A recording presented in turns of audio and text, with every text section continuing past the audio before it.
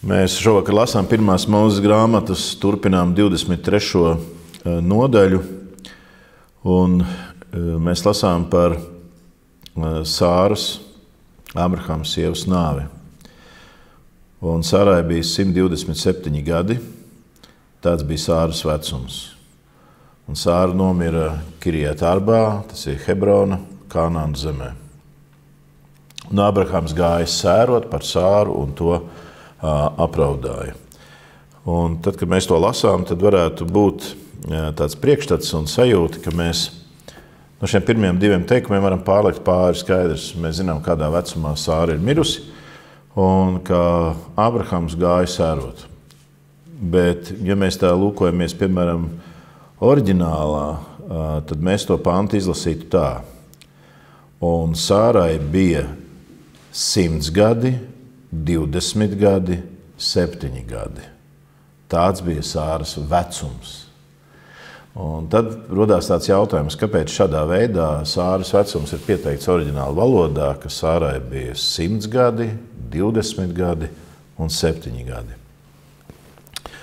Un šeit tādu atkāpi, ko jau mēs nereiz esam darījuši mūsu Bībeles stundās, ir jāpadomā par to saucamo Bībeles skaitļu simboliku, ka Bībelē skaitlis var kaut ko simbolizēt, nerēķinot to, ka katrs, piemēram, ebreju alfabēta burts ir ekvivalents kādam ciparam, kādam skaitlim, bet ka principā skaitlim ir simboliska kaut kāda vēstījuma nozīme. Nu, piemēram, 1, kaut kas nedalāms. 2, kas ieskicē uzreiz tādu dualismu. 3, kas ir pirmais skaitlis, kurš dalās bez atlikuma tikai ar 1 vai pats ar sevi. Un tad mums nāk prātā, ja reiz viņš dalās bez atlikuma tikai ar sevi pašu, ar 3 vai ar skaitli 1, nu tad mums ir tā 3, 1. Un mēs nonākam pie tās atziņas, kad 1 un 3, tie jau mums parādās skaitļu jēgā kā tāda trinitātes atspoguļojums. 3 eņģeļu parādīšanās, piemēram, Abrahāma kontekstā. Te pašā laikā uzrunā kā vienu. Parādās 3 eņģeļi, bet Abrahāms skrien pretīm un saka, mans kungs, uzrunā viens skaitlī. Un mēs tā varētu turpināt par daudzām citām lietām. Piemēram, jau nereti svētajos rakstos pieminētā skaitļu loģika, kad ja no 10 monētām viena pazūd saimniecē, viņa tīra māju un atrod to vienu, ļoti priecājās. Un, ja es saku, tāpatās par vienu grēcinieku, kurš atgriežās, būs lielāks prieks nekā par daudziem taisnajiem. Vai tieši tā pati jēga attiecās ne tikai uz vienu naudas vienībiņu, kas kaut kur aizripo pazūd, bet, piemēram, uz vienu avi, kas no 100 avīm noklīst.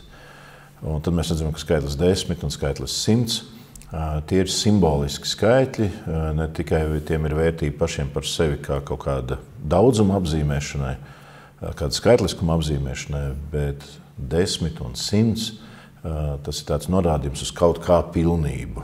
Un ja viens trūks, tad šajā pilnībā, 10 vai 100 pilnībā kaut kas nav piepildīts līdz galam. Vai, piemēram, kad mēs lasām par Dāvidu ķēniņu, kad viņam krīt 1000 pa kreiso roku un 10 000 pa labo roku. Vai tad tiešām mēs domāsim, ka tad, kad ķēniņš Dāvids cīnījās ar saviem ienaidniekiem, viņš konkrēti nogalināja tātad 10 000 pa labo roku, 1000 pa kreiso roku, tātad ķēniņš Dāvids ar savu karaspēku vinnēja 11 000 pretspēku karavīrus. Nē, 1000 ir tāds mazais pilnības apzīmējums vai 1000 gadu miera valstība.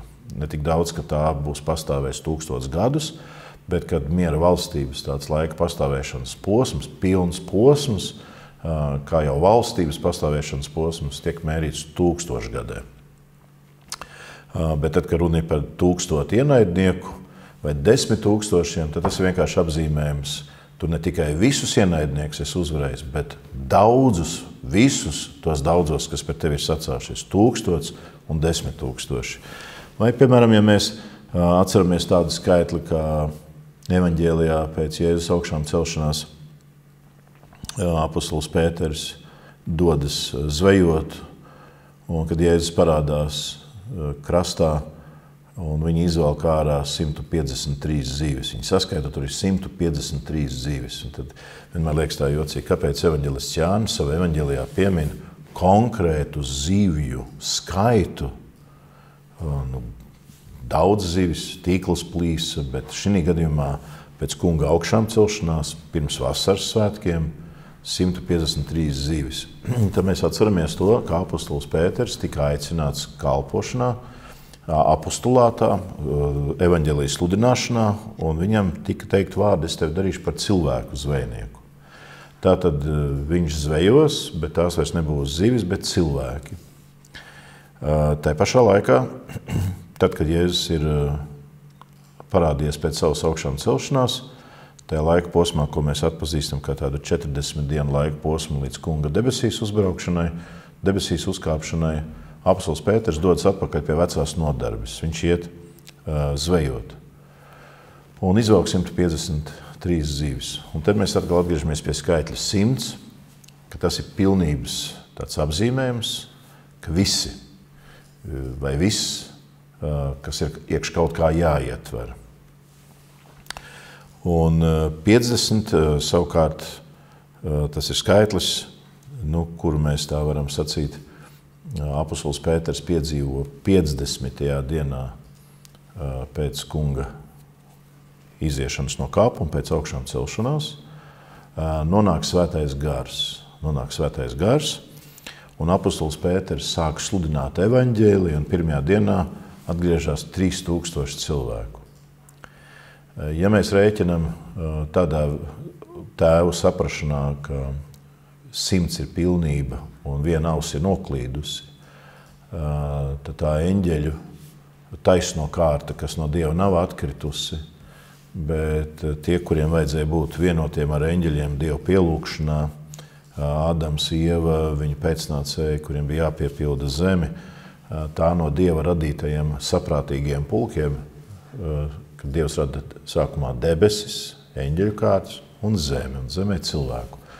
Tad cilvēks ir tādā kontinuitātē, viņš ir vienībā ar debesu saprātīgiem radījumiem. Atšķirīgs, bet vienībā. Un tad, kad cilvēks atkrīt, tad no šīs pilnības viena auss ir aizklīdusi. Un Kristus ir tas labais gans, kurš iet meklēt. Tātad apostolim Pēterim sākot sludināt evaņģēliju, sāk piepildīties tas, ka šī pazudusī auss, cilvēks, cilvēce, ar sludināšanu tiek atgūta atpakaļ, atsaucoties sludināšanai noticot, pieņemot kristīgās ticības, to, ko mēs šodien saucam par visām kerigmām un dogmām, vai pasludinājumu, cilvēks atgriežas tajā kopībā, kurai viņš bija paredzēts sākumā. Tātad apostolim Pēterim 50. dienā, kad nonāk svētais gars sludinot, sākās tās 100. auss cilvēces atgriešana atpakaļ. Un mēs esam izsekojuši skaitlim 150. Un ja mēs runājam par 3, tad 50. dienā no debesīm nonāk trīsvienības 3. persona. Un tad, kad Pēters iet zvejot, viņš izvelk 153 zīves, mūsu kungs vairs viņu neaicina zvejot un neaicina viņu darīt par cilvēku zvejniekiem, kā viņš to darīja viņa aicinājumā uz apostulisko kalpošanu. Bet šeit jau parādās vēl vecajā nodarbē, jau skaidri un gaiši parādās tas, tādās skaitļu simbolikā, uz ko viņš ir aicināts un ko viņš patiesībā darīs pēc tam, kad šīs 40 dienas, kad kungs vēl daudzkārtīgi parādās, ko viņš darīs pēc tam, kad nonāks svētais gars. Tad viņš vairs nezvejos 153 zivis, bet viņš atgriezīs atpakaļ pie Dieva to pazudušo daļu, kas ir no 100 avīm tā pazudusī, un viņš to darīs pēc tam, kad nonāks trīsvienības trešā persona, svētais gars, un tas notiek 50. dienā. Lūk, tad, kad mēs tādā veidā skatāmies, tā ir, protams, atsevišķa tematika, Bībeles skaitļu simbolika. Šī nav vienīgā, mēs varam runāt par 6 dienām un 7, par skaitļu 6 un 7 nozīmi. Tas mums aizved pie Jāņa atklāsmes grāmatas un vēl kādiem ar antikristu nākšanu saistītiem skaitļiem. Daudz ko par to, tā ir atsevišķa tematika, varētu sacīt. Bet ja mēs lūkojamies, piemēram, šodien, ka Sārai bija 127 gadi, bet ja mēs lasām, Sārai bija 100 gadi, 20 gadi, 7 gadi. Tāds bija Sāras vecums. Tad šeit ir atsevišķu tēvu skaidrojums, tāds ļoti skaists un īpašs, proti, ka viņai bija 100 gadi, bet viņa šajos 100 gados bija kā 20-gadīga, proti tādā tīrības, morālā nozīmē, garīgas tīrības nozīmē stāvoklī. Ir tāds normatīvs, ka 20, līdz 20 gadiem nesoda vai netiesā. Tad, proti, tas ir tāds īpašs norādījums, ka viņai, Ābrahāma sievai, bija tāds ļoti īpašs, neteiksim, status vai izskats, bet viņa bija ar tādu īpašu personību, ko mums būtu ļoti svarīgi ievērot, ka viņa nav tāda piedeva stāstam par Ābrahāmu. Tai nozīmē jāliek pēdiņās tāda piedeva,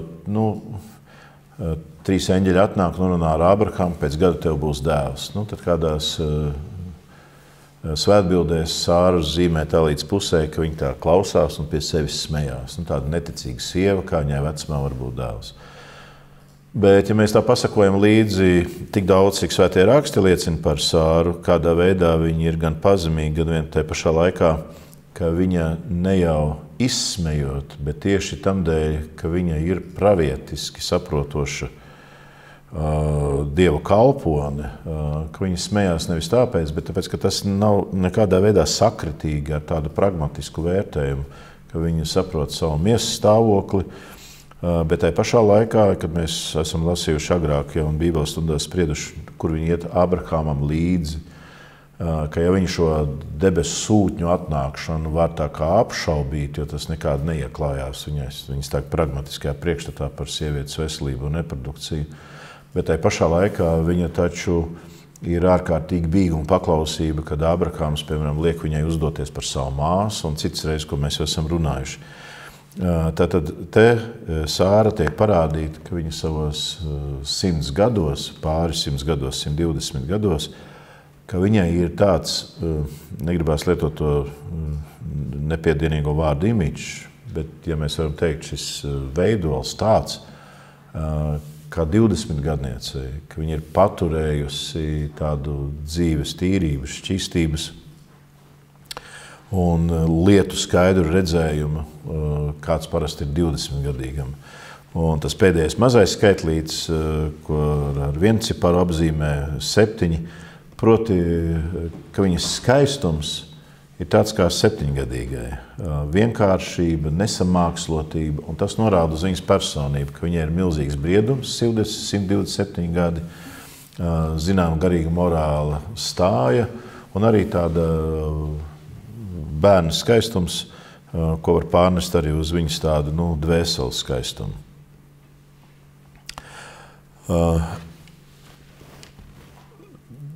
Sāra ir sieviete, viņa ir praviete. Viņa ir tā, kur Ābrahāms ir ieklausījies.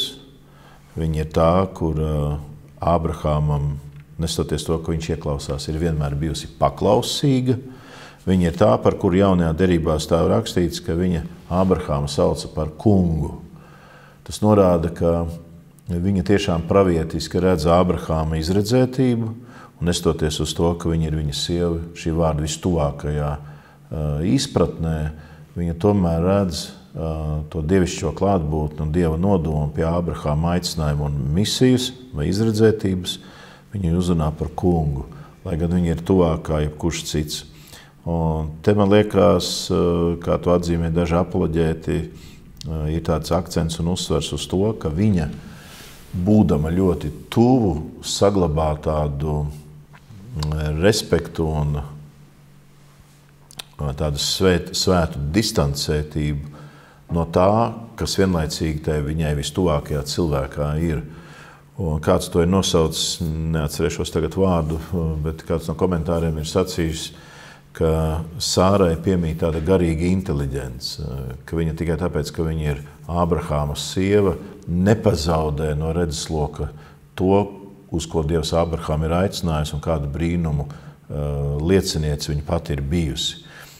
Proti, ka šis komentārs ir par to, ka no tā mēs aktuālā veidā lasot varam mācīties, lai cik mēs būtu viens otram tuvi, pastāv zināmas robežas, kuras nedrīkst pārkāpt, jo tad iestājas tāds antibrīnums un nepieklājība, ko sauc par necieņu vai negodāšanu.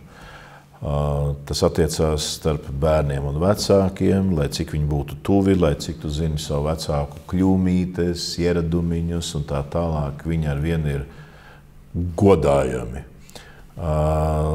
Lai cik varbūt tās bērns nebūtu pakļauts, lai cik viņš būtu padots vecāka autoritātei, viņš tomēr ir tādas dzīvības sākums, kas stāv Dieva rokās, un es esmu par to atbildīgs. Es nevaru rīkoties kā ar mantu, man ir jārīkojas kā ar Dieva dotu dāvanu.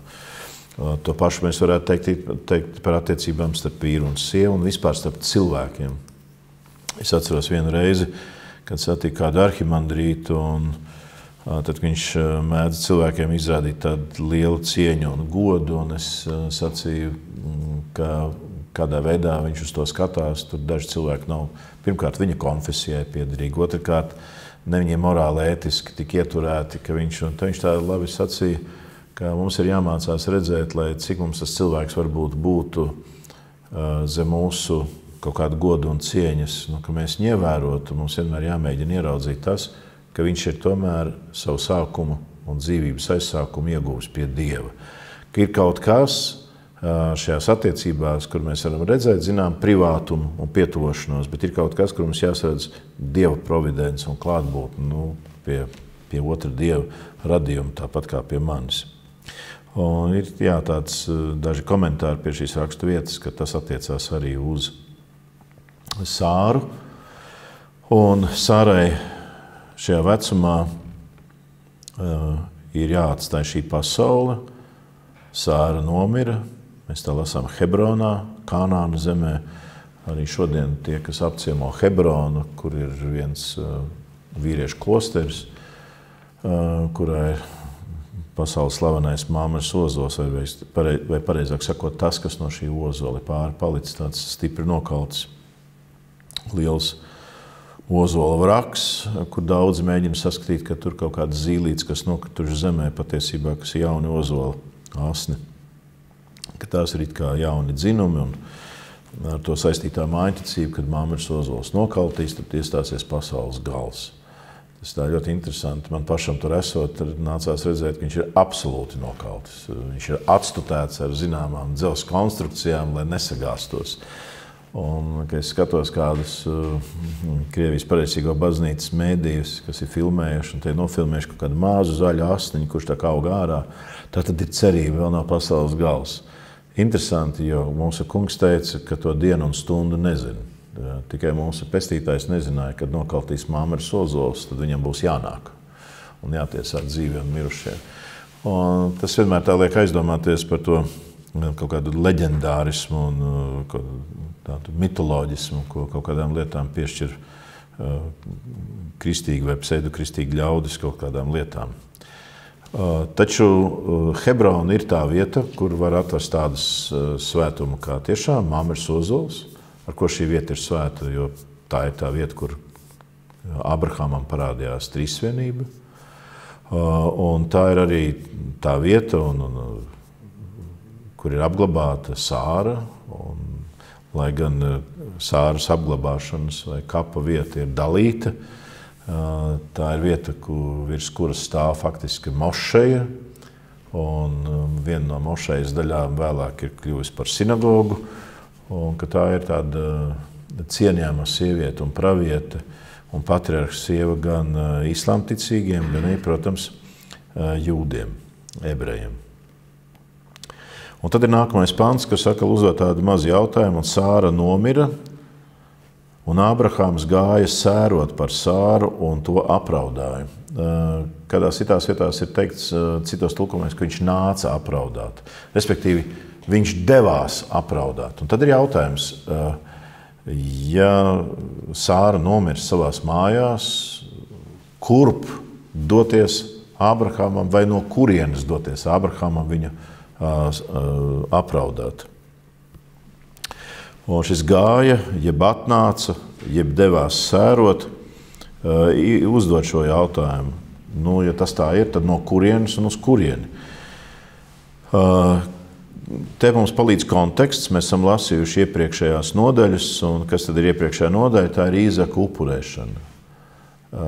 Kā Ābrahāms par sievas nāves vēsti dodās viņu apraudāt un sērot no Īzaka upurēšanas. Un tas mums to ainu pagriež tādu, kā puzli saliek tādu pilnīgāku, proti, ka viņš ir bijis upurēt Īzaku, un Sāra ir praviete, un ja mēs liekam domsīt, viņa rakstām arī māte, tad, ja viņa ir praviete un māte, viņai nav nekāds arī noslēpums, uz kurien dodās viņas vīrs Ābrahāms un kāpēc līdzi ņem Īzaku. Un mēs redzam Ābrahāma paļāvīgo ticību, lai gan līdz Ābrahāma un arī vēlākos laikos neviens no mirušiem nav uzcelts un no kapa izsaukts. Tomēr Ābrahāms tic, ka Dievam ir kaut kas tāds nodomā, kam ir vērts paklausīt līdz pilnīgi galam, ka viņš pat nepakautrējās atvēzēties ar nāzi un tikai Dieva eņģelis apstādina viņa roku, lai viņš nenokautu, nenogalinātu savu dēlu, ka viņa ticība ir pārbaudīta. Tātad Ābrahāms tic Dievam, bet ar visu to viņam nav pilnīgi sākotnēji skaidrs, kādā veidā tas varētu tikt atrisināts tā, ka viņš nezaudētu to, uz ko vienīgo ir gaidījis kā savu pēcnācēju un pēcteci, kā savu pirmdzimto un arī viendzimušo dēlu no Sāras. Un tad tas mums tā liek aizdomāties arī par pašu Sāru, ka viņa nedodās līdzi, jo tas ir Ābrahama aicinājums pienest dēlu par upuri, bet viņa ir māte un viņa ir praviete.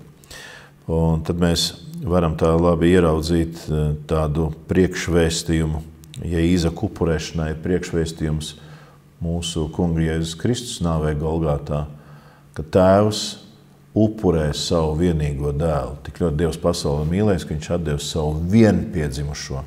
Tātad no Tēva mūžīgi iznākošo, no Tēva mūžīgi dzimstošo, no Tēva mūžīgi dzimušo dēlu. Tas ir tāds norādījums. Bet ja tas ir tā, tad mums ļoti vērti ir padomāt arī par Sāru vēl kādas sievas kontekstā. Proti, ja debes Tēvs atdod mīlestībā savu vienpiedzimušo dēlu, kas ir otrs, par kuru ir teikts, kuram šī nāve kaut ko tik ļoti nozīmīgi un pārcilvēciski nozīmē. Tā ir jaunā Marija, kad Jēzus bērniņu pēc dzimšanas ienes templī, lai par viņu pienestu pienācīgo upuri. Tad tur esošā praviete Anna un Sīmeons ņem Jēzus bērniņu savām rokām, un Sīmeons saka, ka viņš ir nolikts daudziem par krišanu, citiem viņš būs arī par tādu stūrakmeni. Bet attiecībā uz jaunā Mariju viņš saka, tev pašai zobens cauri sirdī dursies, ja, kā mēs tulkojam, tev sāpes, kad zobens caur dvēseli spiedīsies, dursies. Un šeit mēs varam redzēt arī tā, ka pie Sāras, lai gan viņa ir palikusi mājās, ja mēs ņemam vērā to, ka tiek aizvests viņas dēls un ka viņa ir praviete, kura redz savu dēlu aiziešanu līdz Ābrahāmam pravietiskā gaismā, te mēs varam vilkt tādas paralēlas. Un ir kādi apoloģēti, bībeles pētnieki un arī kādi izteikumi un komentāri šajā rakstvietā, ka viņas nāve ir cieši saistīta ar to, ka viņa redz, ka viņas dēls tiek aizvests, tas ir vienpiedzimušais, ilgi gaidītais, un ka tagad viņš aiziet. Un ka tas sāpju zobens caur viņas dvēselē, viņas sirmajos gados, daudzos gados pietuvina tādu viņas aiziešanu. Tas ir vienlaicīgi sakritīgi ar to, ka viņa ir savu mūžu dzīvojusi, bet ka tam ir arī tāds blakus apstākļus, proti, ka viņa ne tikai noveco, viņa ne tikai novecojas bija, kad nevarēja vairs bērniņu ieņemt, bet viņa noveco arī kā cilvēks. Un tas iet roku rokā ar to, ka šo novecošanu pavada tās sāpes, kur viņa varbūt ir redzējusi to, ko visvairāk gaidījusi, bet tas tiek aiznests upurēšanai. Un te mēs varam mazliet tā redzēt to paralēlismu, ka Dievs tik ļoti mīl pasauli, ka atdod savu dēlu, un tas Dievam tēvam nav tā, ka neko nenozīmē, bet ka arī tā, kas ir kunga māte, jaunā Marija, arī viņai ir pravietots līdzīgi mīlestība, kur atdod savu vienpiedzimušo, ka arī viņa apraudās to ar tādām sāpēm, kā zobens caur dvēselē, kad spiežās. 1. Tesaloniķiešu vēstulē, 4. nodaļā, mēs lasām 13. pantā tādus vārdus. Mēs gribam, brāļi, lai jūs būtu skaidrībā par tiem, kas aizmiguši, un lai jūs nenodotos skumjām kā tie, kam nav cerības. Ir daži šīs raksturvietas tādi nopietni komentētāji, kas saka, lūk, mēs redzam, ka Ābrahams sēro, viņš rāda sēru priekšzīmi, viņš aprauda savu sievu, un tad no šīm sērām tiek tāds izvilkums veikts, tiek kaut kas tā aizņemts, paņemts no tām par priekšzīmi. Proti, ka šīs ir sēras, bet tās ir sēras, kuras neievada izmisumā vai mūžīga zaudējuma stāvoklī, bet tās ir sēras, kas ir pārdzīvojums ar zināmu tādu cerību. Kāpēc? Apostols Pāvils saka, mēs gribam, lai jūs būtu skaidrībā par tiem, kas aizmiguši. Proti, lai jūs nenodotos skumjām kā tie, kam nav cerības. Respektīvi, skumjas būs, bet skumjām ir jābūt atšķirīgām. Kādas ir skumjas, sēras un bēdas tiem, kas kādu zaudē, piemēram, augšām celšanās paļāvībā un ticībā. Šīs ir reālas sēras, reālas skumjas, kad cilvēks, kurš ir bijis gadiem, varbūt 10 gadiem līdzās un blakus, ar kuru ir notikusi ļoti, ļoti cieša saukšana, ar kuru ir ļoti daudz ārkārtīgi, kas kopīgs, sirsnīgs, labs, svētīgs. Un tagad šīs savienības, šīs saites tiek ar cilvēku miršanu atraisītas, pārrautas. Un tas ir pilnīgi normāls psihosomātisks process, ka cilvēks raud, viņam ir skumi, kā par jebkuru zaudējumu lietu ir žēl. Un, ja mēs kādreiz redzam, ka pasaulē pilnīgi neko nepieliek un nenoņem nost, piemēram, tas, ka starptautiskā futbola čempionātā vai vēl kādās sacensībās kāds iespēr bumbu vārtos. Un, ja tie ir mūsējo vārti, tad kādreiz ir simtiem tūkstoši cilvēku sēž pie ekrāniem, nopūšās ar tādu zaudējumu sajūtu un noskums. Un pēc tam noskumuši ir, ka nevinēja vispār vai neiekļuva kaut kur. Lai gan par ko tur skumt, kaut kādu tādu lodveidu izstrādājumu, ko sauc par futbola bumbu, iespēr viņai ar kāju, viņa atsitās kaut kādā jocīgā tīklā, cilvēki arēnā nobļāvās, citi vēl kaut ko. Pasaulē ne silts, ne augsts. Vispār dar kādreiz aizdomāties, kas tas ir par tādu mānijas stāvokli.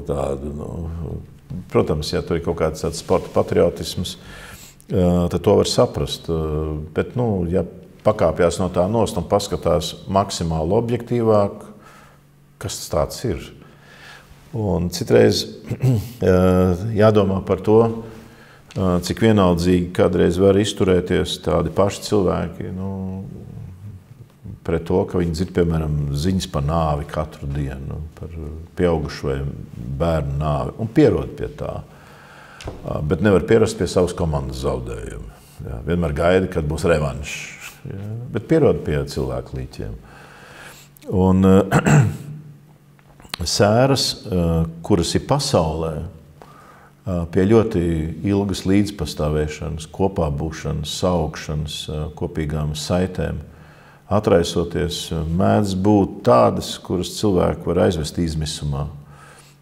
Man no savas pieredzes ir jāatcerās vismaz viena izvadīšana, kurā tad afekta stāvoklā māte, kad atvadījās no savu bērniņu, no savu dēla, vienkārši tad tikko sāka zārku nolaida kapā un sākās aizbēršana. Viņa spontāni metās, nedomāju, ka viņa to darīja apzināti, lai iekristu tur iekšā, bet viņa vienkārši metās kā pie savu bērnu, un tikai tad spēcīgāk vīrieši, kad viņu noķēra, un viņi histēriski raudāja. Kāpēc? Tāpēc, ka man tas ir bijis kaut kas mīļš, iemīlēts, man ir bijušas kaut kādas, kā tagad moderni saka, ekspektācijas, es kaut ko sagaidīju no tā, ka viņš augs, kā viņš man iepriecinās, atvedot mājās vedeklu, piedzīvojot mazbērniņus. Un tagad tas viss ir pārrauts, pārtrūcis. Un pilnīgi skaidrs, ka šis fiziskās nāves fakts ir pārvilcis krust, tas nekad vairs nebūs iespējams. Un tad ir izmisums. Tad ir tāda, pat ja cilvēks nekrīt tādā psihiatriskā izteiksmē, tādā izmisumā, kas viņu paralizē normālai dzīvē. Tad cilvēks ieņem tādu dvēseles stāvokli, ko sauc par zaudējumu. Dzīvē tā notiek, ka zaudējumi ir norma. Mēs pazaudējam kaut ko uz visiem laikiem, un ir cerības un kaut kādi sapņi, kuri nekad nepiepildīsies, un es to pieņemu kā tādu šīs pasaules identitātes un arī savas kaut kādas realitātes daļu. Gluži pretēji, kā rakstā apustulis Pāvils. Jā, tas tā notiek, grēka sekas ir nāve, bet Dieva dāvana ir mūžīgā dzīvība Jēzu Kristu. Un, kad Ābrahāms aprauda Sāru, viņš rāda šo cerības pilno sērošanu vai apraudāšanu. Un mums vienmēr ir kādreiz jāskatās uz cilvēkiem un jāskatās sev pašiem, ka sēras nepadara mūs, nenoved līdz tādam neprātīga radījuma sērām. Kad cilvēks, piemēram, ja zaudē kaut ko mīļu un tuvu atņemšanas vai slepkavības rezultātā, viņš kļūst par mūžīgu naida un atriebēja nesēju. Jo viņam jau, ja viņš neatriepsies, tad vispār nebūs nekādas kompensācijas manām bēdām. Bet, ja ir cerība, kā apustulis raksta, skumt, bet nekā tie, kuriem nav cerības. Man ir cerība atkal redzēt, man ir cerība atkal būt kopā, un atšķirībā no šīs pasaules, nevis uz noteiktu laiku būt kopā, bet ja man ir cerība uz mūžīgo dzīvību, man ir cerība ar savu cilvēku, kas man ir bijis tuvu šai pasaulē, būt arī mūžībā kopā, un tas ir daudz vairāk nekā šeit uz zemes. Un tas maina ne tikai lietu izpratni, bet tas maina arī sirds stāvokli. Un tad, kad es kādreiz dzirdu, ka cilvēki apsauc tos, kas ļoti skumst vai raud, tas ir tāds apusgriezīgs zobens. No vienas puses, kāpēc ir jāapsauc tas, kas ir ļoti dabiski, kas ir ļoti īsti.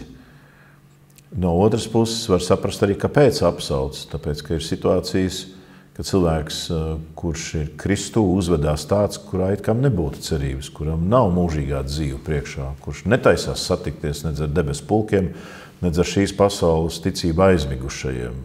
Viņam šis status ir, bet viņš izturās tā, it kā būtu tāds pagāns, kurš vai ateists, kurš neko no tā vairs nesatiks. Un tāpēc šis aizrādījums vienmēr ir jāuzlūko ar to, kāds tiek izteikts, apmēram tā turies, valdies un neizrādi skumjas, kas ir nosodāmi, vai arī neuzvedies tā kā tāds plēsīgs zvērs savās sērās. Tev taču vēl ir atkal redzēšanās iespēja. Viss nav beidzies ar šo nāves mieklu vai šķiršanos. Un kāpēc es to tā pieminu šeit izvērstā veidā? Tāpēc, ka Ābrahāms pēc tam, kad viņš ir apraudājis un sērojis, viņš nav nejūtīgs cilvēks. Viņš vienkārši pēc tam iet un rūpējās par Sāras apglabāšanu. Viņš rūpējās par kapa vietu. Un viņš iet, cēlās no Sāras apraudāšanas un sacīja Heta bērniem, jo viņš dzīvo pie hetiešiem, atceramies. Es kā svešinieks dzīvoju pie jums, atvēliet man kapa vietu, ka es varētu apglabāt savu mirušo. Un, ja mēs burtiski tulkojam, tad tur būtu tā, es kā svešinieks un arī piedzīvotājs esmu jums. Ja mēs atceramies vispār to, kādā veidā tauta izklīst un kur kādas Ādama pēcnācēja ciltis apmetās, un ja mēs par to neesam tik smalki runājuši, tad Pirmās Mūzes grāmatas ģeogrāfijas kontekstā, tad faktiski jau Ābrahāms iet uz to vietu, kur jau viņš varētu atrasties arī bez savas izredzētības, ņemot vērā tos pēcnācējus, uz kuriem guļ mūžīgs noraidījumi vai Kaina zīmoks, vai tie, kas ir palikuši Dieva tādā labvēlībā un uzticībā.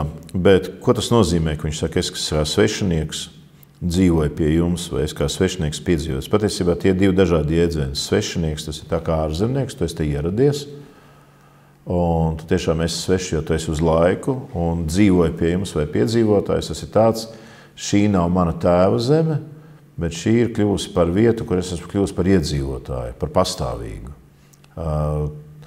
Un faktiski tas, kā mēs to lasām, būtu skatāms tā.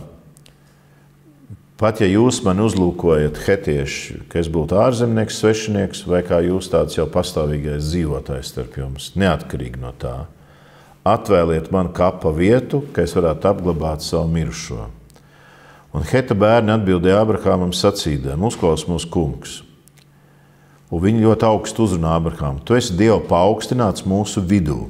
Viņi ir redzējuši visu to, kas ir noticis starp Abrahamu, par viņa pazemību, kur viņš nav izvēlējies lata ceļu un auglīgākas ielējas. Viņi ir redzējuši to, kā Abrahams, neraugoties uz savu, varbūt tās tādu pazemību, ir vēl vairāk svētīts un pasargāts no Dieva. Viņi vienkārši redz to, ka pie viņiem lūk šis dzīvojošais vīrs, viņa nams, ka viņi ir ļoti svētīti. Abrahams, atceramies arī, ka viņš ir ļoti bagāts, viņš ir ļoti turīgs. Un viņi saka, tu esi Dieva paaugstināts mūsu vidū. Tātad mēs redzam, ka Dievs ir ar tevi, šaubu nav, labākajā no mūsu kapu vietām apglabā savu mirušo. Neviens no mums tev neliekas kapu, ka tu nevarētu apglabāt savu mirušo. Un Abrahams cēlās un zemu palocījās tās zemes iedzīvotiem Heta bērnu priekšā. Tad mēs varam redzēt, ka šie cilvēki tiešām, iespējams no visas sirds saka, mēs redzam, ka tu esi Dieva svētīts, tu vari izvēlēties jebko. Mēs tevi tik ļoti ieredzam. Abrahams viņiem atbild, zemu liecoties viņu priekšā, ar vārdiem, ja tas jums paprātam, ka es apglabāju savu mirušo, kas pie manis, tad klausiet jau mani, griezieties manis labā pie Efrona, Cohara dēla, ka viņš man dotu alu Makpelā, kas viņam pieder un atrodas viņa tīruma galā, par pilnu samaksu, lai viņš dod to man jūsu klātbūtnē par kapa vietu. Tad Abrahams izrāda tādu labu etiķeti, viņš novērtē šo viņu cieņu un attieksmi. Un, ja reiz viņi ir tik ļoti pretīm nākuši, ka viņi piedāvā jebkuru vietu, viņš uzdrošinās sacīt, ka viņam ir viena konkrēta noskatīta vieta. Un te parādās arī tāds jautājums, kāpēc tieši šī vieta mums raksturo nepaskaidro, bet ir baznīcas tradīcija, ka šajā rakstvietā saka, tad, kad Abrahamam bija jāceļ priekšā 3 atnākušiem eņģeļiem mielasts, ka viņš aizsteidzās pēc kazlēna nokaut, un ir tā tradīcija, ka viņam viņš izspruka un aizbēga, un ka viņš viņu noķēra tieši šī Efrona tīruma galā, kur bija āla, kur viņš bija ieskrējis. Un ir tāds skaidrojums, ka šajā ālā iegājis, viņš redzēja tādu pārdabisku gaismu. Ir bībeles pētnieki, kas saka, kas norādīja uz to, ka tā ir varbūt tāda gaisma, kas liecināja par Ādama un Ievas kapa vietu, bet tad rodas pretruna ar Golgātas kalnu, kas tiek uzskatīta par Ādama, tādu kapa vietu, tāpēc arī sauc par pieres vietu, kad pat kalns ir iegūs mirušā Abrahāma, tāda galvaskausa ārēji redzams aprises. Lai kā tas nebūtu, bet Abrahamam šī vieta ir īpaši tuva, kaut kādas parādības dēļ, un viņš tieši šo vietu grib iegūt. Un viņš saka par pilnu samaksu, lai viņš dod to man jūsu klātbūtnē par kapa vietu. Tātad jūsu klātbūtnē, lai visi zinātu, ka es esmu to iegūs un ka šī kapa vieta ir mana kapa vieta, kur es esmu nopircis. Bet Efrons atradās turpat starp Heta bērniem, un hetēdis Efrons atbildēja Abrahamam visiem Heta bērniem, kas bija ienākuši pa pilsētas vārtiem dzirdot. Tātad viņš atrodas starp Heta bērniem. Šis teiciens, ka viņš atrodas starp Heta bērniem, ir jokains tad, loģiski, ja reiz viņš dzīvo viņu vidū, un Abrahāms zina, kāpēc būtu jāpiebilst, ka viņš atrodas starp Heta bērniem. Bet šis izteiksmes veids, ka viņš atrodas starp Heta bērniem, nozīmē to, ka viņam starp viņiem ir īpašs status, proti, ka viņam ir līdzīgi kā tajā teicienā, ka viņš mita pie mūsu vārtiem, kā tādi Vidusāzijā mēdz teikt aksakāļi, kuri negluži dīgdienībā, bet tādā savstarpējās dziļās sarunās pavada pie pilsētas vārtiem kaut kādas dienas stundas, un ka viņi ir tie, pie kuriem nāk iztiesāt kaut kādu tiesu. Zini, viņi aktīvi neko vairs nenodarbojās, viņi tur sēž, ja nemet kauliņus vai stundu kauliņus, tad viņi ir tie, kuriem ir tāda lielākā dzīves pieredze šajā vietā, šajā ciemā vai šajā apvidū, un viņi vairs nav jaunekļu spēkos, bet viņos ir tā dzīves gudrība un šīs vietas pieredze, ļaužu pazīšana. Mēs pie viņiem ejam spriest kaut kādus jautājumus vai pat tiesu. Lūk, Efrons ir starp Heta bērniem ar šo autoritāti, un viņš saka, ne tā, kungs, klausi mani, es tev atdodu tīrumu un alu kastanī, es tev to dāvinu savu brāļu klātbūtnē, es tev to dāvinu apglabā savu mirušo. Tad viņš arī izrāda tādu ļoti lielu, līdz ar hetiešiem, tādu cieņu pret Ābrahāmu, jo nevar noliegt, ka Ābrahāma aizstāvība no Dieva puses, brīnumi, kas ar viņiem notikuši, tie ir pamanāmi. Kā pret tādu cilvēku varētu izturēties tādā ierindas kārtā. Viņš saka, ne tā, kungs, klausi man, es tev atdodu tīrumu un alu kastanī, es tev to dāvinu, un lūk, visu šo savu brāļu klātbūtnē, viņi ir liecinieki, ka tas tā var notikt. Un Abrahāms palocījās atkal līdz zemes iedzīvotāju priekšā un sacīja Efronam, ja tu gribi būt mans draugs, tad klausies. Tātad, ja tu man to dod tādā mīlestībā, un es drīkstu izmantot šo tavu mīlestību, ko tu man dāvini, tad es to izmantojot, gribu tev teikt tā, klausies. Es tev došu samaksu par tīrumu, pieņem to no manis, lai es varu apglabāt savu mirušo. Un tālāk vairs nav tirgus. Tātad, ja tu esi piesolījis man vislielāko pretīm nākšanu, tad tagad es viņu izmantoju. Es gribu pirkt tomēr. Nevis pieņemt kā dāvanu, bet pirkt. Un tāpēc vairs tas dialogs un tirgošanās neturpinās. Tad Efrons atbildīja Ābrahāmam sacīdams, kungs, uzklausi mani, maksa par zemi 400 sudraba seķeļu, ko gan tas nozīmē mūsu starpā, apglabā lūdzams savu mirušo.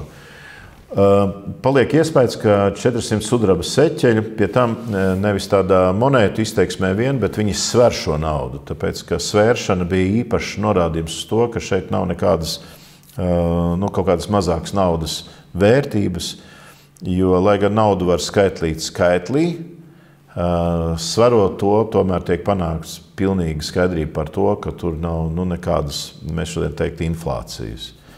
Kāda monēta sver mazāk, un līdz ar to varbūt ir mazāk vērtīga. Pēc nominācijas ir tā pati, bet pēc svara mazāka. Tātad, lai būtu pilnība. 400 seķeļi. Ir tāds tulkojums šajā raksturvietē, ka tā ir diezgan liela nauda. Tas ir liels iegūms.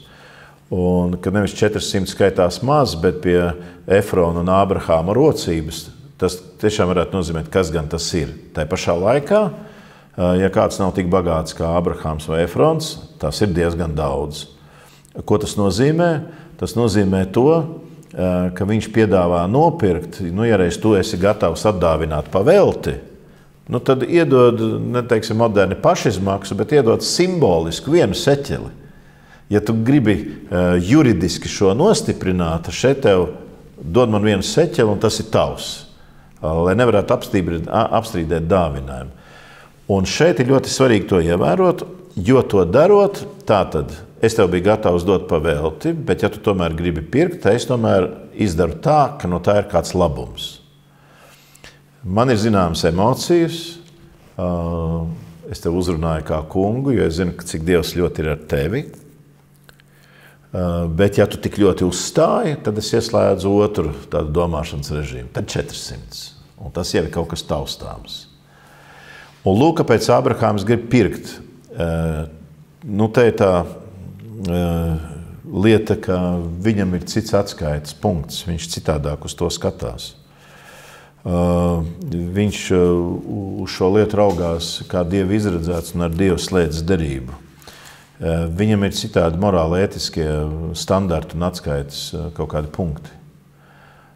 Šim pagānam, hetietim, ir pilnīgi skaidrs, kamēr es redzu, kā Dievs ir ar tevi, es tevi saucu par kungu. Bet, ja, piemēram, es to neredzēšu, tu man varēs nenozīmēt neko, un es no tevis vispār paņemšu atpakaļ, jo tu pat neko neesi samaksājis par to. Citādāk ir tad, ja visa tauta zina, pagad, tas ir nopirkts. Tā nav tāda dāvana, pavēlta atdeva, pavēlta paņēma atpakaļ. Un tāpēc Ābrahāms rīkojas ļoti principiāli, un šeit vēl viena tāds ekskurs aktuālā veidā priekš mums. Proti, ka tad, kad mums ir darīšana ar pagāniem, būsim maksimāli lietišķi, būsim maksimāli ieturēti, jo pagānam darīšanā ar dievbijīgu cilvēku nav tas pats atskaites morāli-ētiskais punkts vai standarts. Viņam nav. Šai brīdī mēs esam draudzīgi, un starp citu, es arī Dievu nenoliedzu. Šai brīdī mums viss ir labākajā saskaņā, bet pietiek mainīties kaut kādiem apstākļiem, kad kristietis vienkārši teiks, nu tāds ir krusts, man ir jānes, pagāns teiks, kāpēc man izvēlēties neērtāko. Un viss mainās vienā brīdī. Tāpēc ar pagānu attiecības ir jānostiprina tā veidā, kuras ir saistošas arī pašam pagānam. Nu, nepavēlti jau mēs lasām tos apustuļu norādījumus. Nevelciet svešu jūgu ar pagāniem, ja? Nevelciet svešu jūgu kopā. Nevelti mēs lasām, netopiet pasaulē līdzīgi. Nu, neizvēlieties kaut kādus atskaites punktus un normatīvus, kuri pasaulē ir saistoši, un pasauli viņus var mainīt jebkurā brīdī. Nomainīt vienā stundā, vienā acumirklī.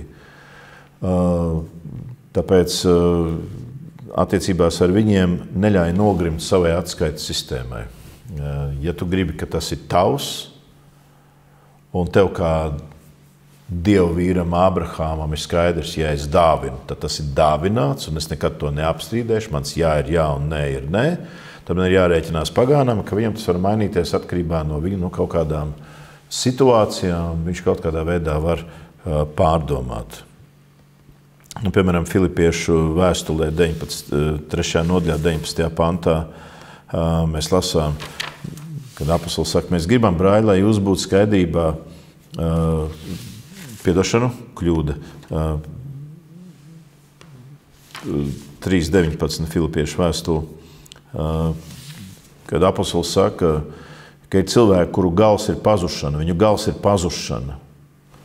Tātad viņiem gals nav mūžīgā dzīvība, viņiem ir cits atskaites punkts, viņi nedzīvo ar domu, ka dos norēķinu par savu dzīvi Dievam. Viņu gals ir pazušana, ēdīsim un dzersim, jo rīt mēs mirsim. Kamēr mēs varam dzert un neist ērti kopā ar tiem, kuriem ir kristīga pārliecība, ir labi.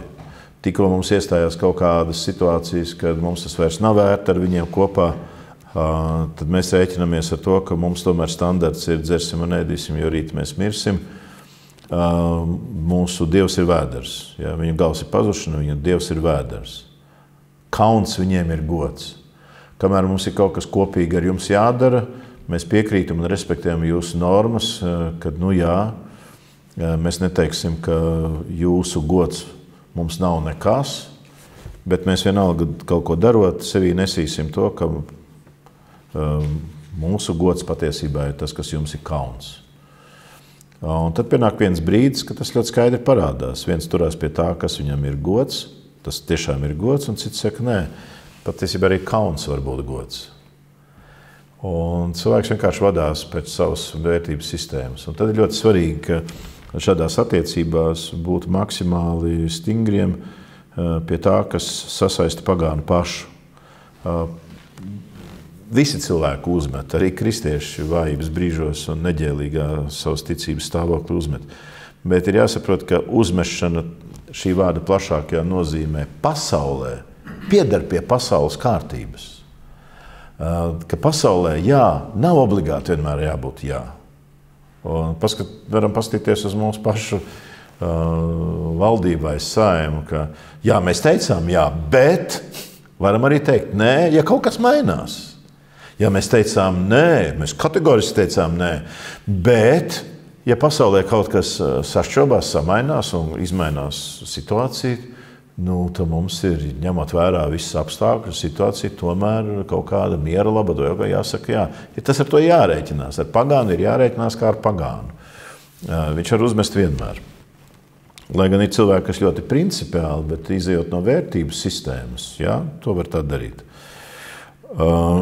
Un tāpēc Ābrahāms rīkojās tādā ļoti konsekventā veidā. Viņš saka, nē, es nopirkšu, tāpēc, ka jūsu kārtībā nopirkts ir nopirkts.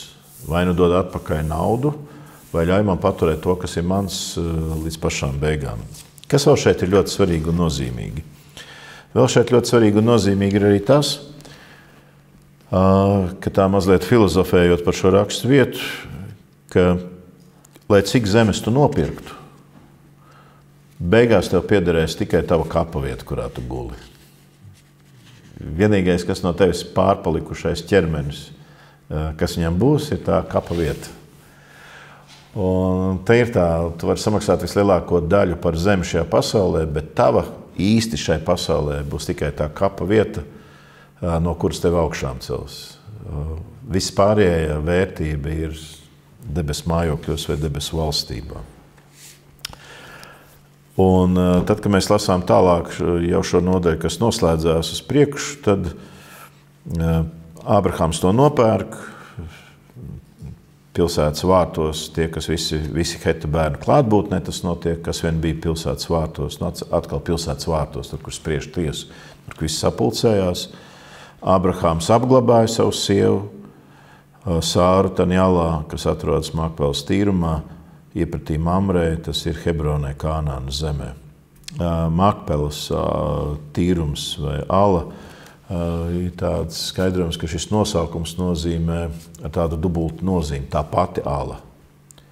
Respektīvi, tā pati ala, kāda tā pati.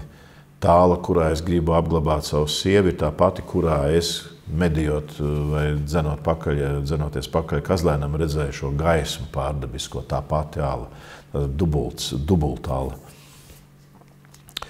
Un tā tīrums un ala, kas tanī bija, nonāca Ābrahāma īpašumā no Heta bērniem par kapu vietu. Un līdz šai dienai mēs to varam skatīties, ka tāda tā ir arī palikusi.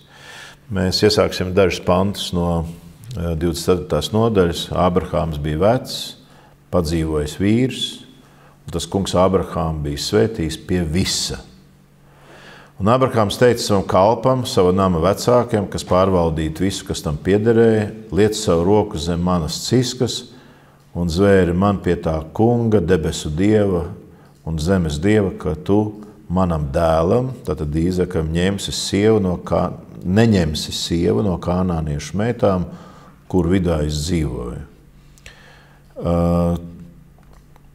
Šeit ir ļoti stingrs rūpes par savu pēctecību un turpinājumu, un ka ticību un sievas aicinājums nebūtu dēlam no kānāniešu, bet tas, ka mēs varam pievērst varbūt noslēgumā uzmanību, ir proti šis, kāpēc Ābrahāms, pasaucot savu pārvaldnieku, viņam saka, zvēri man pie tā kunga, debesu dieva, bet, kad viņš viņam to saka, viņš saka, liec savu roku zem manas ciskas.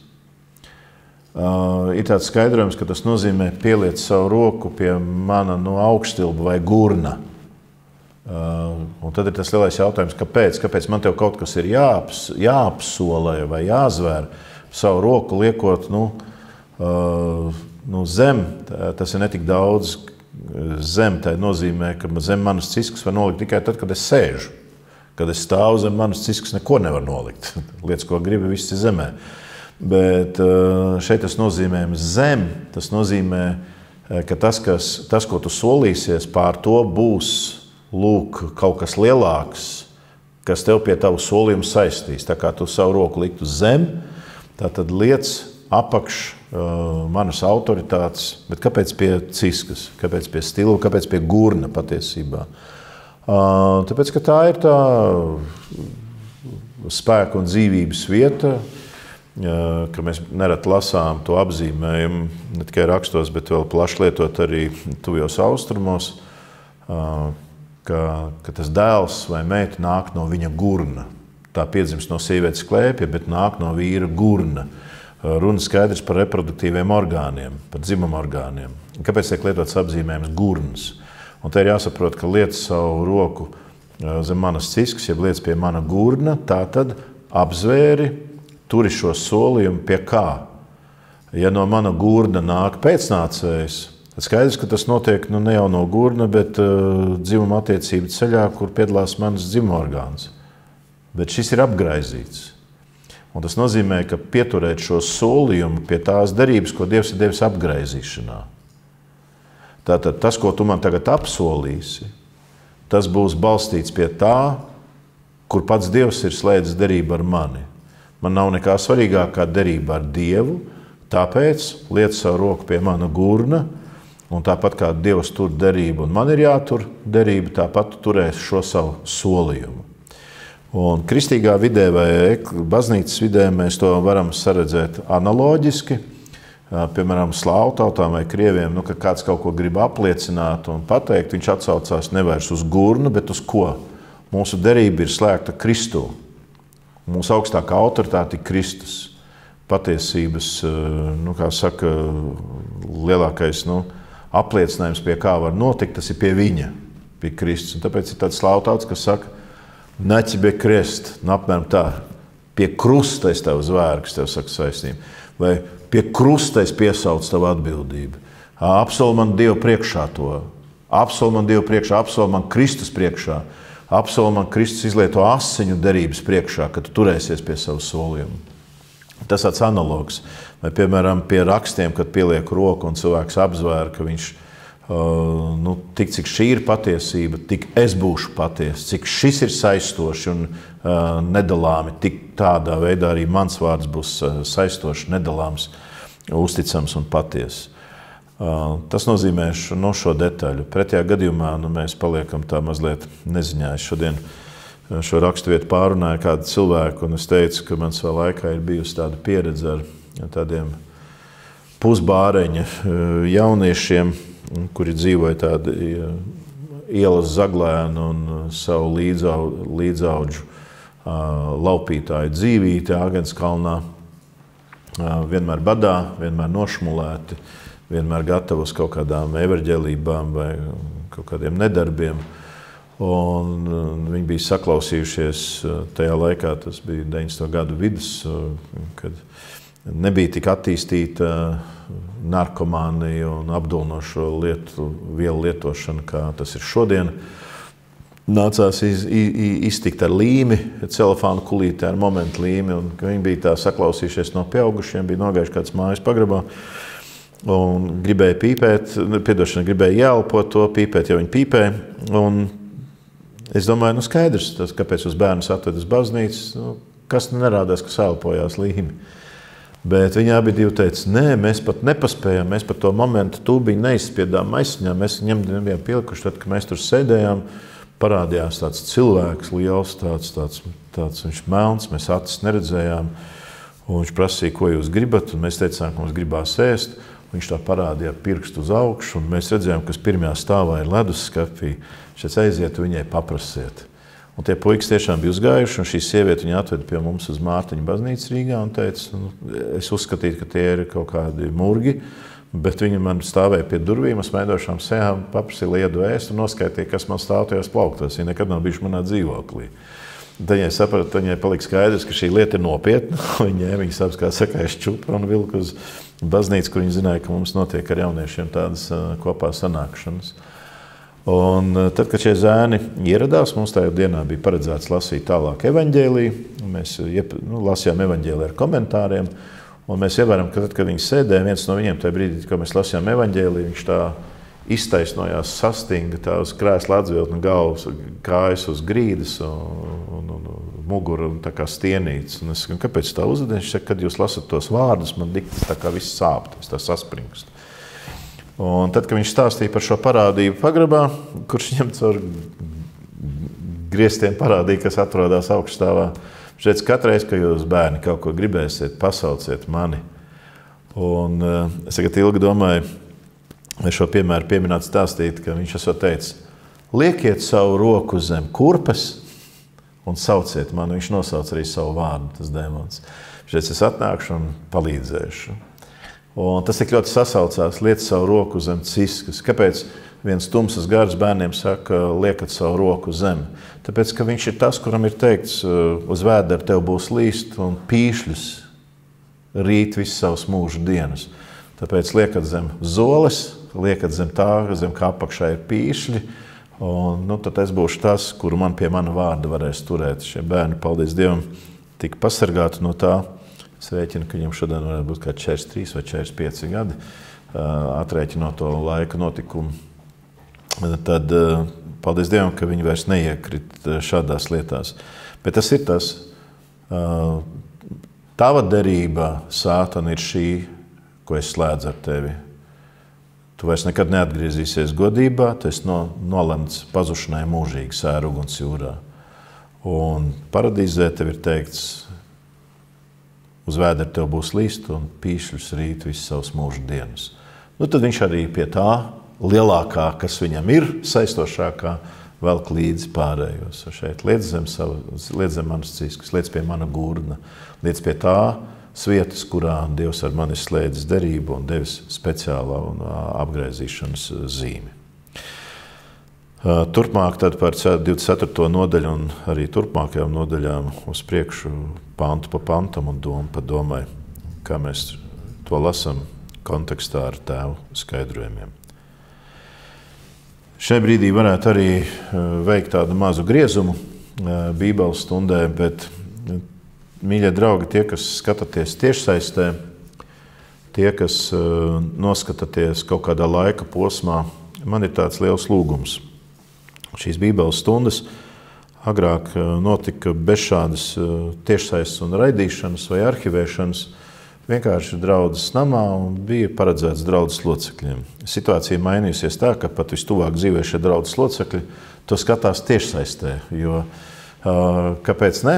Var kaut ko padarīt, paralēli dzirdēt, kas notiek, un pat no mājas aiziet, tīpaši, piemēram, tā kā šodien šī Bībeles stunda notiek, lietas līst tā kā uz Jāņiem novembrī, un kāpēc man kaut kur bāz savu degunu no mājas ārā. Bet neatkarīgi no klātienes vai neklātienes. Es zinu, ka šīs saites tiek padotas tālāk, un ir kāds cilvēks skatās. Mums ir arī Elīna ik pa laikam pasaka, kāda ir tā statistika, kā noskatās. Mums ir zināmas izmaksas Bībeles stundai, tāpēc, ka ir situācijas, kad ir bijis jāīrē kāda aparatūra, un Elīna ar savu vīru Paulu piekdienās, kad nodrošina šo tiešsaisti, tā ir viņa profesionālā darbība, kaut ko filmēt, fotografēt, montēt un producēt, un piekdienas ir salīdzinoši tie nedēļa nogales vakari, kad notiek pasākumi tāpat kā sestdienās, un tie varētu būt darba. Un ir kādas situācijas, kad ir jāuzupurē kaut kas, lai varētu notikt Bībeles stunda. Īsāk sakot, tas kaut ko maksā ērtības ziņā un arī ieguldījumos. Un tad, kad jūs redzat un turpmāk redzēsiet vienmēr kontu, mans tāds draudzīgs lūgums ir atbalstīt to, lai tas, kas nodrošina šo tiešsaisti, varētu notikt. Lai nebūtu tā, ka tas, kas notiktu pavelti vienkārši draudzēji, kuras Bībeles stunda tā ir, ka to vienkārši tāpatās baudīt arī tie, priekš kuriem citādā veidā šī Bībeles stunda nenotiktu. Es zinu, ka ir bijuši cilvēki, kas kādreiz iebilst, Dievu vārdu pa naudu nevar sludināt un tā tālāk. Es pilnīgi piekrītu, mums ir tiešsaistē vajadzīgs to nodrošināt, lai tas tā būtu. Bet tie, kas šādā veidā argumentē, kāpēc jūs runājat par naudu, es jums iesaku aiziet uz kādu grāmatu galdu baznīcā vai Bībeles biedrību, nopērciet Dievu vārdu pavelti Bībeles biedrībā.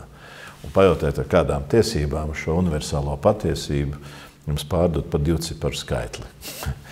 Tā kā aicinu, redzot to kontu, noziedot ar pavisam vienkāršu norādījumu. Ziedojums.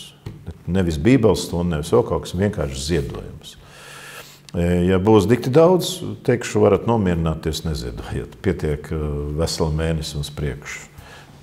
Ja es to atkārtošu vēl kādās Bībeles stundās, ziniet, ka kāds kaut ko nav izdarījis. Paldies par šo vakaru.